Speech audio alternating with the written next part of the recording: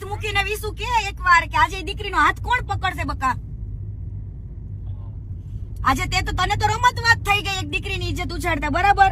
તો કાલ સવારે નો હાથ કોણ પકડશે? તું વિચાર કર, છોકરાને બીજી મોડી રહ્યો, છોકરીઓને ખટારા સિવાય રાંડ સિવાય કોઈ બોલાવતું નથી હો. અને દીકરીઓ તો કેવાય નામથી બદનામ છે. છોકરીઓ તો કદાચ 17 દાન હારી હોય ને કદાચ 3 ઘર બદલાય હોય ને તો એમ કે દીકરીનો જ ફોલ્ટ હશે.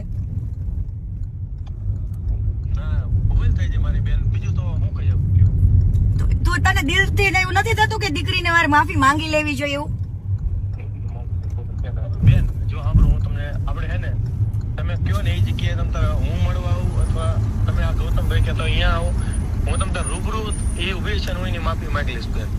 એવું નથી કેતી. સોશિયલ મીડિયામાં તે ચકાયું તું, તને નડવા આવી ક્યાંય? ઈ તને નડવા આવી આજ દિવસ સુધીનો રેકોર્ડ બતાવી કે દીકરીએ તને ઊંચા અવાજે વાત કરી હોય તો હાલ. છેલ્લે તમારા ડિવોર્સ થયા ને તોય હસતા મોઢે ગઈ હતી. તો પછી ન્યા સુધી તારી એની વેદના ભૂલાય નહીં બકા.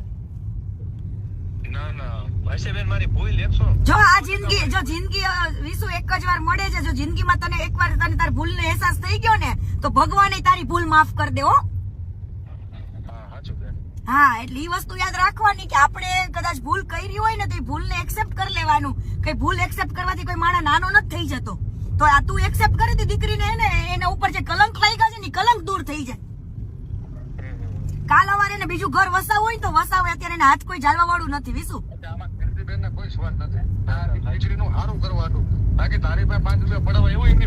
ના સેજય ને હો, બિલકુલ નહીં. ગૌતમભાઈ પૂછો, ગૌતમભાઈ મેં એવું કીધું તું દીકરીને લાલચ નથી.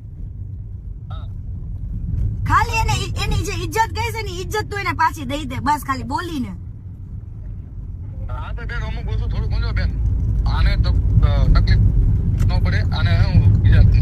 તકલીફ જો ગૌતમભાઈ, એને જયારે ઈ બોલતો તો ત્યારે દીકરીને તકલીફ નહોતી પડી. અમુક વસ્તુ થોડી લેટરો કરી કોને એ રીતના વિડીયો બનાવી નાખે, થોડુંક એનું હતું જેવું કરજો બેન. બીજું અમે શું કહેવાય, વિનાશ ભૂલ થઈ જાય એ થઈ જાય બેન. અને વિસુ ને તો કદાચ ખોટું લાગે કે લોભે લાગે, પણ આગળ જતા ઈ દીકરીની વેદના અને વેલ્યુ એને સમજાશે કે દીકરી હારી હતી. બરાબર વિસુ, તને નો યાદ આવે ને કીર્તિ પટેલ ના શબ્દ લખી રાખજે બકા. તે તો હજુ કાજલ ને 2